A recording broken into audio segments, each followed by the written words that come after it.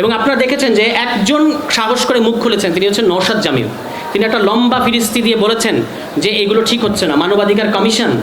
কি দুর্ভাগ্য এবং কি কি ভয়ঙ্কর আইরনি যে এই সংসদে বিএনপির অলমোস্ট সবাই, সমস্ত এমপি বিগত আওয়ামী লীগ আমলের মানবাধিকার লঙ্ঘনের শিকার।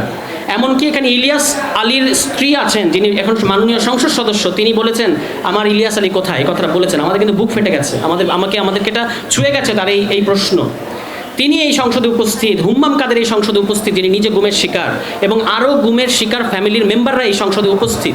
সেই সংসদকে আমাদের বলতে হচ্ছে যে আপনাদেরকে গুম অধ্যাদেশ বাস্তবায়ন করতে হবে। What an irony, what a tragedy বাংলাদেশের জন্য।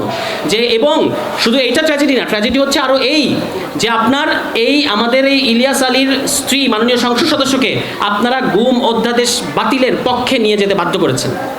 তাকে দলের 70 অনুচ্ছেদের কারণে তাকেও বলতে হয়েছে হ্যাঁ আমিও গুম অধ্যাদেশ বাতিল চাই।